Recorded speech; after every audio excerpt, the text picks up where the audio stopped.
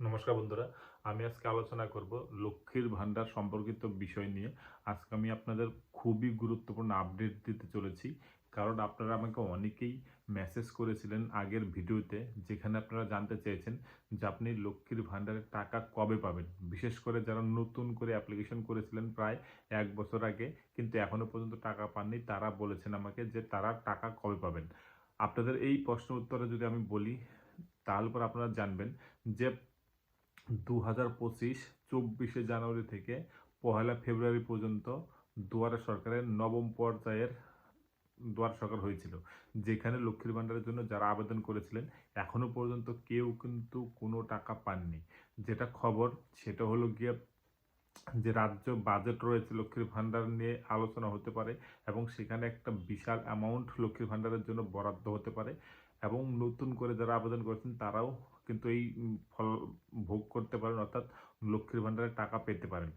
আপনাদের আরেকটা জিনিস বলে রাখি, লক্ষ্মীর ভান্ডার সম্পর্কিত বিষয়ে আরও আমাকে একজন কোশ্চেন করেছেন যে ভেরিফাই হয়ে আছে কিন্তু এখনও অ্যাপ্রুভাল হয়নি। আপনারা জানেন লক্ষ্মীর ভান্ডারের এইরকম 4টা স্টেপ দেখায়, যেখানে প্রথমে টেম্পোরারি সেভ হয় একটা অ্যাপ্লিকেশন করার পরে, তারপর আপনার ফাইনাল সাবমিট হয়, ভেরিফাই হয় এবং অ্যাপ্রুভাল হয়। এই 4টা স্টেপের মধ্যে কারো দেখাচ্ছে 2টা স্টেপ হয়ে আছে, কারো দেখাচ্ছে 3টা স্টেপ, কারো ক্ষেত্রে 4টা স্টেপে হয়ে আছে। এবার এরকম কিন্তু এক একটা ব্লকে এক এক রকমভাবে হয়ে আছে। তো আপনাদের আমি যেটা বলবো সেটা হলো আপনি জাস্ট এই স্ট্যাটাসটা চেক করে নিন লক্ষ্মীর ভান্ডারের, যে আপনার স্ট্যাটাসে কী দেখাচ্ছে। যদি আপনার 2টা স্টেপ দেখায়, অর্থাৎ প্রথমে টেম্পোরারি সেভ এবং ফাইনাল সাবমিট, তাহলে পরে আপনি ভাববেন যে আপনার অ্যাপ্লিকেশনটি কিন্তু অ্যাকসেপ্টেড হতে যাচ্ছে, অর্থাৎ আপনার অ্যাপ্লিকেশন যেটা করেছিলেন আপনি সেটা কিন্তু অ্যাকসেপ্টেড হয়ে আছে এবং আপনি ভেরিফাই এবং অ্যাপ্রুভালের জায়গায় কিন্তু যাচ্ছেন, অর্থাৎ আপনি টাকা পাওয়ার জায়গায় কিন্তু যাবেন। এখন দেখুন, পুরনো যারা লক্ষ্মীর ভান্ডার পান তাদের কিন্তু যে টাকা দিতে হয় গভর্নমেন্টকে সেটা কিন্তু হিউজ একটা অ্যামাউন্ট, অর্থাৎ আমরা যেটা শুনেছি যে প্রায় ২,২১,০০,০০০ বেনিফিশিয়ারি এই লক্ষ্মীর ভান্ডারের টাকা পান। যেখানে শিডিউল কাস্টদের একটা টাকা দেওয়া হয়, অর্থাৎ লক্ষ্মী ভান্ডারের জন্য, আর জেনারেলদের জন্য একটা টাকা দেওয়া হয়। এই ২ ক্ষেত্রে কিন্তু হিউজ পরিমাণ টাকা যায় রাজ্য সরকারের।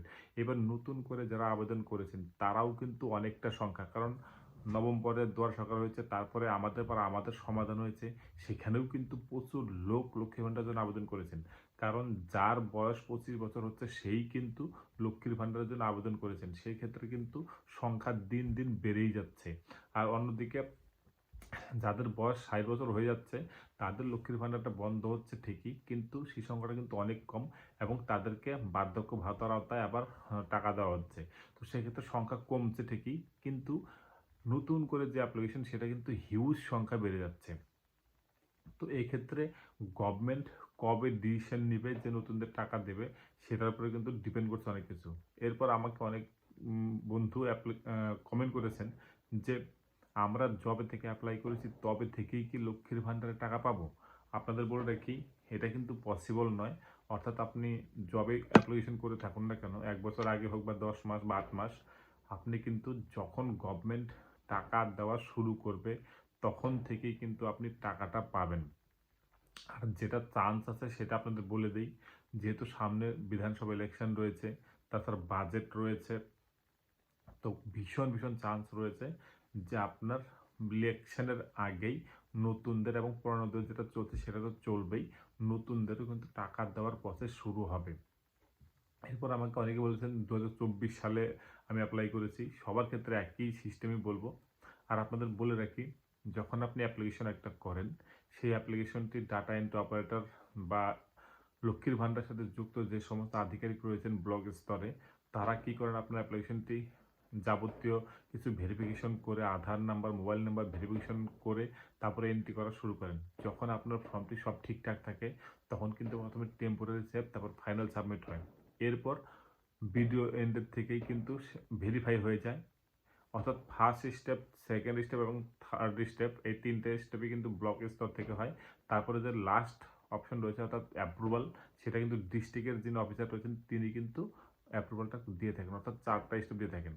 আর সেক্ষেত্রে ফাইনাল সাবমিট যখন হয়ে যায় তখন একটা মেসেজ আসে, যেটা প্রথম মেসেজ, এবং দ্বিতীয় মেসেজ সেটা হলো কি অ্যাপ্রুভালের পরে আসে।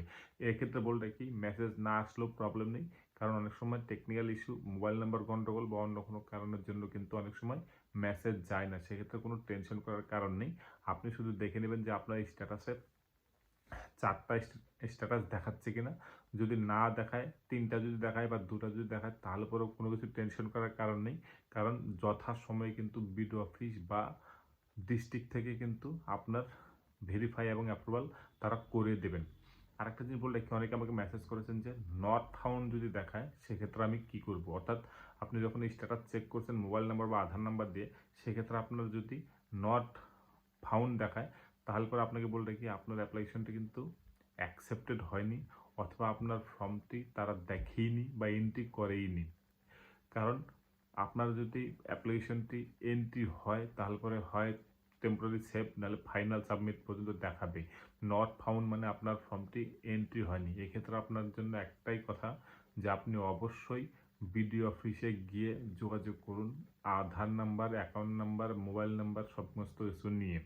যদি না পেয়ে থাকেন স্ট্যাটাসে, তাহলে পরে আপনাকে নতুন করে অ্যাপ্লিকেশন করতে হবে। সাথে সাথে ফর্ম ফিল আপ করে আবার জমা দিয়ে দিতে পারেন বিডিও অফিসে, এবং সেক্ষেত্রে আপনি কথা বলে নিন। কারো কারো কিন্তু আমাকে বলেছেন যে 4th স্টেপ কবে হবে। দেখুন, এটা টোটালটাই ডিপেন্ড করছে রাজ্য সরকারের উপর। রাজ্য সরকার যখন ডিসিশন নেবে যে নতুনদের টাকা দেবে, আমি আগেই বললাম, তখনই কিন্তু আপনার ভেরিফাই এবং 4th যে স্ট্যাটাস অ্যাপ্রুভাল সেটা কিন্তু দিয়ে দেবে। মাঝখানে আপনাদের বলে রাখি, লক্ষ্মীর ভাণ্ডারে নতুন করে এন্ট্রি করা যাচ্ছিল না, অর্থাৎ স্টপ করে রেখেছিল, সেটা কিন্তু ওপেন হয়েছে অনেক আগেই। সেখানে ভেরিফাই অ্যাপ্রুভালের কাজও চলছে। কিছু ব্লকে অ্যাপ্রুভাল অলরেডি হয়ে গিয়েছে, কিছু ব্লকে এখনও ভেরিফাই চলছে, তারপরে অ্যাপ্রুভালও হবে। সুতরাং এটা নিয়ে কোনো টেনশন করার কারণ নেই। কারণ স্টেট গভর্নমেন্ট যখন টাকা দেবে, তার আগে কিন্তু অর্ডার আসবে যে কবে টাকা ছাড়া হবে। সেক্ষেত্রে সমস্ত কিছু তারা কিন্তু কমপ্লিট করে নেবেন। 1 বছর হোক বা 2 বছর হোক, যাই হোক না কেন, সেক্ষেত্রে কিন্তু টোটাল ডিসিশনটাই গভর্নমেন্টের, যে কবে তারা নতুনদের জন্য টাকা দেবে। আরও শোনা যাচ্ছে টাকার পরিমাণ বাড়তেও পারে। সেক্ষেত্রে কিন্তু আরও হিউজ একটা টাকা গভর্নমেন্টের কোষাগার থেকে যাবে।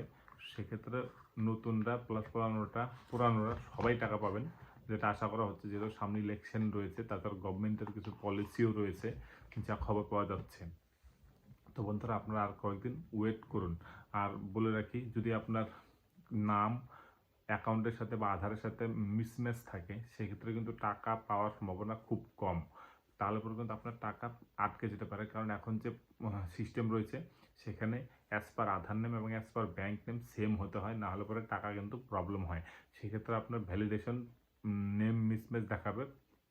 তো আপনি অবশ্যই আধার নাম্বার ঠিক করে তারপরে ব্যাঙ্ক অ্যাকাউন্ট সমস্ত কিছু ঠিক করে নিন, বা বিডিও অফিসে গিয়ে কথা বলে নিন। কারণ একটা ফরম্যাটও আছে যেখানে আপনি কারেকশন করতে পারবেন আপনার সমস্ত কিছু একটা ইনকোয়ারি রিপোর্টের মাধ্যমে। যে ইনকোয়ারি রিপোর্ট গ্রাম পঞ্চায়েতের প্রধান দিয়ে থাকেন বিডিও অফিসে, সেটা আপলোড করলে পরে কিন্তু আপনার যদি কয়েক মাস থেকে টাকা আটকেও থাকে, সেটা কিন্তু যখন সলভ হয়ে যাবে তখন সমস্ত টাকা একবারে ক্রেডিট হয়ে যাবে। সুতরাং আপনার টাকা যদি না ঢোকে, সেক্ষেত্রে আপনি কথা বলে নিন বিডিও অফিসের সাথে আপনার কী প্রবলেম রয়েছে।